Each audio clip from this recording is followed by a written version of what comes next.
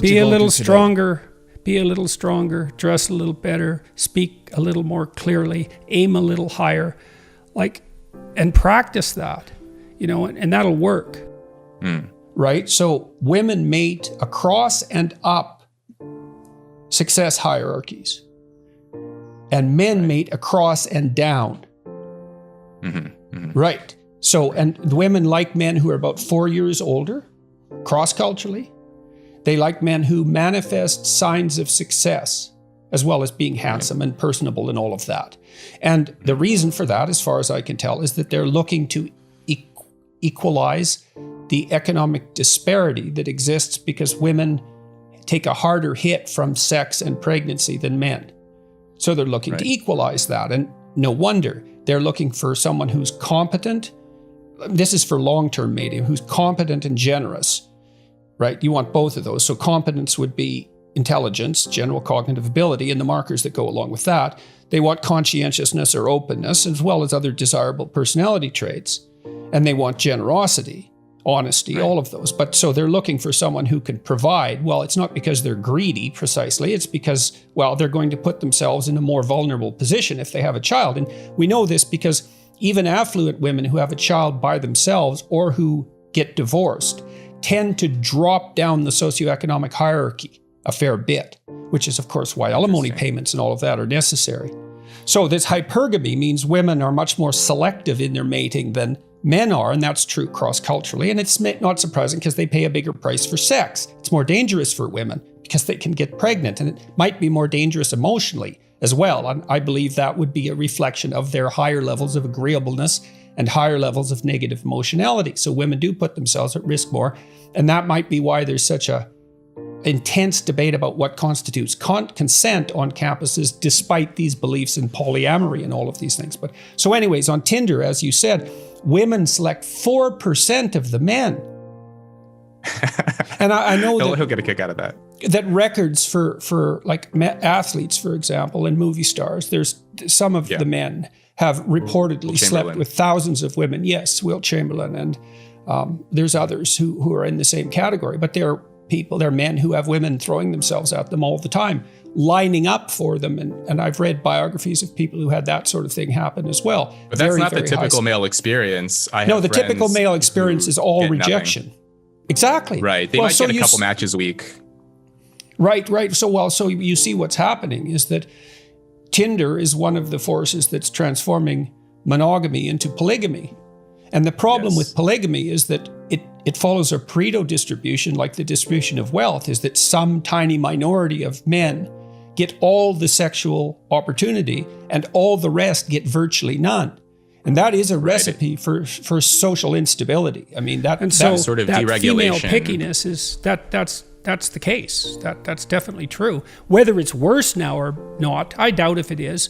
I would say to young men who are irritated at women is, if you're irritated at women, as a class of creature, there's something wrong with you because they're right. You're wrong. They're right to not pick you. If they're not picking you, it's because they're right. Wow. Now, that might get... I know that's a terrible thing to say, and I know perfectly well, it wasn't like I was particularly successful with girls when I was young. So I know what that rejection is like. I know what that fear is like. I don't know it as well as some men know it because I wasn't rejected outright. But what you have to understand is that, what do you expect from women? If you got pregnant because you had sex, you'd be pretty damn choosy too. So, clue in a bit. And then, don't they find you attractive? Well, maybe you're not. Have you paid attention to how you dress? Do you have a plan? Are you as educated as you could be? Are you a liar? Are you a rabid pornography user? Because maybe that's undermining your motivation to seek out a woman and grow yourself up. It's like, if you're rejected constantly and you're out there really trying, because that's another thing to ask yourself is, how many women have you actually asked out? And are you so sure that you're not picking women who will certainly reject you because you're trying to bat out of your league? Because you might be. So, and I'm speaking about this as a clinician too, because I had plenty of men in my practice who were radically unsuccessful with women. I had one man in particular. He was so afraid of women he couldn't use the phone. He was too afraid of everyone to use the phone. And he had been bullied like mad, and he had his problems. So I know what this is like, but pornography is a big problem. It's a big problem. It's a real curse, that pornography, in my opinion, because it's an easy out. And so we don't know what the consequences of that are. We're starting to understand some of them. But if you were better, you'd be more successful with women. Yeah. So you have to have that in your mind. And you cannot be angry at women. It's stupid. Women, it's like women being angry at men. It's a sign of psychological trouble, that. Be a little stronger, dress a little better, speak a little more clearly, aim a little higher, and practice that, and that'll work. Now, I know that that's more difficult for some people than others, because some people bear incredibly difficult developmental burdens, and I'm not saying that this is easy, but I'm saying that it's a useful reaction. What else are you going to do? What else are you going to do? Complain about women?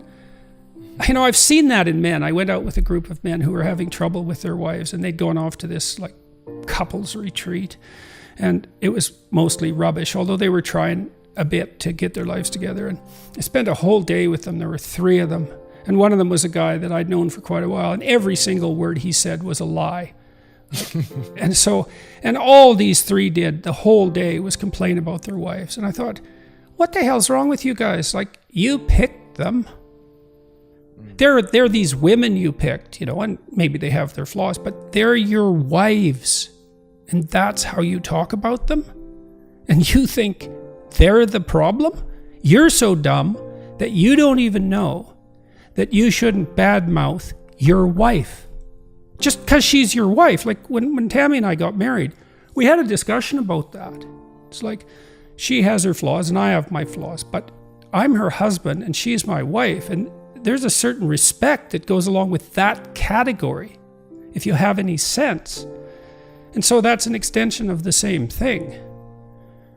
It's best to look to yourself. Now and then you can, things have gone rotten in society, and you have to bear your responsibility. You have to address that at a social level and a communal level. But fundamentally, it's and you do so much less harm if you look to yourself first as the problem. And believe me, you're plenty of problem for you. You're all the problem you need for you. That's for sure.